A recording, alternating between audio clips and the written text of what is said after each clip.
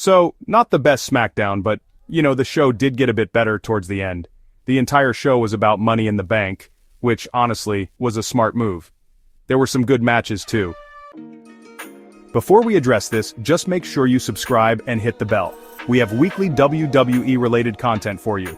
By doing that, you're also helping us with our channel's algorithm. We really appreciate it. SmackDown kicks off with clips of the fans outside of the arena. We see Cody Rhodes arriving to the arena and, the camera cuts to Rhea Ripley walking backstage. She is followed by Alexa Bliss walking down the stairs and Stephanie V walking into the arena. The camera cuts to Naomi, Julia and Roxanne Perez all backstage. Live in the arena, Seth Rollins leading Paul Heyman, Bronson Reed and Braun Breaker are walking towards the ring with Seth's Burn It Down playing. Seth extends his hand and Heyman hands him the microphone. A loud CM Punk chant from the crowd and Seth introduces himself. He points to the briefcase in the air and says that tomorrow night he will take everything. He says when he wins the Money in the Bank contract, he will have total control of the entire industry. The fans start chanting OTC and Seth says, he doesn't think he can hear them because he's on the island of irrelevancy where they put him after WrestleMania. Rollins says that absolute power and total control does not just extend to Raw, but SmackDown as well. And they have come here to deliver a message. He says anyone who stands in their way will suffer the same fate as anyone who has already stood in their way. Sami Zayn stood in their way, he is in the dirty. CM Punk stood in their way, poof, he's gone! Roman Reigns stood in their way and he is missing in action. He says Roman is not coming to save them, he doesn't care about them, he has never cared about them, but he has cared about them. He says he will drag them all kicking and screaming into the future if he has to. Solo's music hits and out he comes with Jacob Fatu and JC Mateo. They get in the ring and all 6 men are face to face.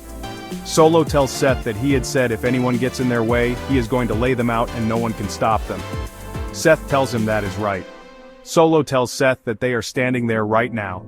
Seth takes a step forward and Solo asks Braun if he's supposed to be the right-hand man Jey Uso. He walks towards Reed and asks if he is supposed to be the honorary use, Sami Zayn.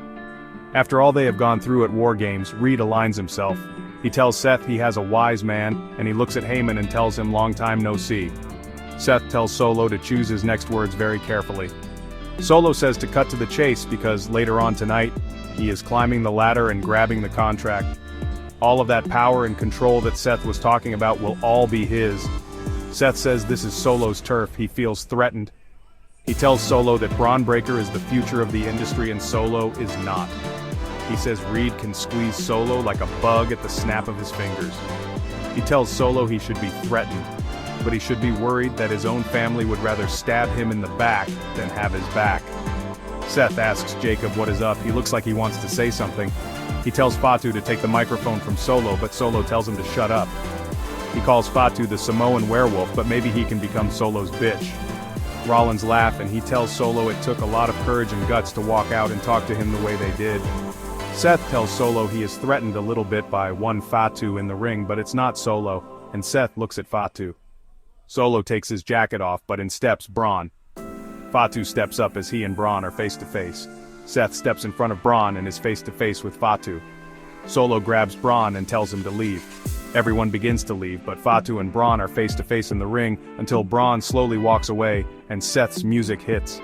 Seth, Braun Breaker and Reed leave the ring and out comes Jimmy Uso, who attacks the bloodline from behind. Now we have Jimmy Uso versus JC Mateo with Solo Sikoa and Jacob Fatu. Back from commercial and the match is already underway. Jimmy with right hands in the corner followed by a kick to the side of the head. Jimmy Uso climbs the top rope and lands a crossbody. He goes for the cover but JC kicks out. Jimmy with a chin lock but JC throws him to the ropes and he lands a suplex. JC with a chin lock and he throws Jimmy to the ropes, hitting him with a right hand. JC with a chop to the chest, he goes for a clothesline but Jimmy moves out of the way and JC goes over the top rope and onto the outside. Jimmy with a suicide dive through the ropes taking JC down. He grabs JC and throws him back into the ring. Man, Zelina Vega tries so hard but she still does not get any reaction from the crowd. We could get Julia taking the title off her, which would have been more interesting in my opinion. Also, those Slim Jim logos on the table just look weird.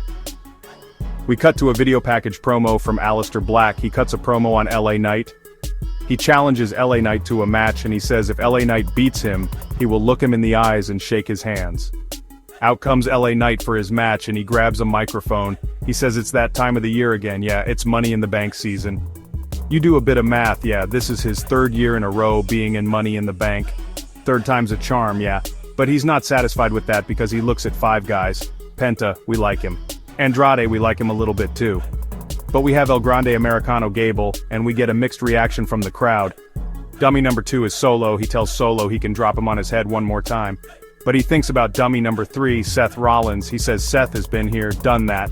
But what Seth needs to understand is that there is nothing hotter than an LA Knight in LA, yeah. He says, but before that, there is tonight. He understands why Aleister Black's feelings got hurt, but he got the job done, and if he has a problem with that, he is sorry for him. But he is about to get his feelings hurt one more time. But Black will be on the couch, seeing whose game this is. Louisiana Knight, yeah. The lights go out and out comes Aleister Black for the match. Back from commercial, Louisiana Knight goes with a suplex onto Black.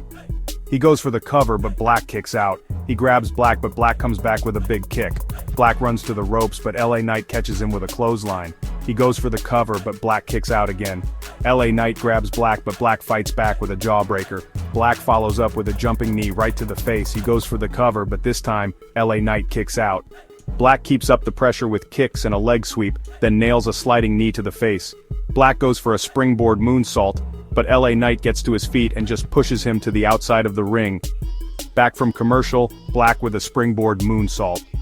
He goes for the cover, but LA Knight kicks out. Black goes for Black Mass, Louisiana Knight ducks it, goes for BFT, Black ducks it, goes for a clothesline, but LA Knight with a jumping neck breaker.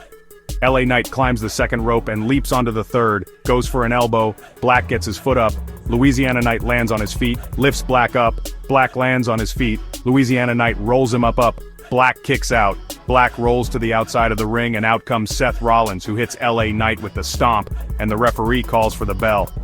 Seth goes for another stomp but Black gets back into the ring. Seth backs away and leaves the ring. Braun Breaker gets in the ring and he hits Black with a spear. Seth gets back into the ring and throws Black to the outside. Reed gets in the ring and lands a senton onto LA Knight. Braun Breaker hits LA Knight with a spear. Man, that match took a while to get going. I don't think they will ever truly pull the trigger on LA Knight. As for Aleister Black, it looks like they might actually do something with him. The attack by Seth's group to assert dominance was okay. We cut to Byron Saxton, who is with Jade Cargill. She tells him it feels great to be in the Queen of the Ring. She is the Storm and she can't wait to go through the tournament, and when the dust settles, she will be the Queen of the Ring. He asks her about Bianca Belair, refusing to forgive Naomi, but he asks her about Bianca. In comes Charlotte Flair. She tells her that salt and sugar look the same and to choose her friends wisely or not have friends at all. She tells her there is only one queen in WWE. Tiffany Stratton walks in and begins walking away. So, what did you think of SmackDown last night? Who will win Money in the Bank later on? Let us know in the comments below. Thank you so much for watching and I'll see you soon with the Money in the Bank results and highlights.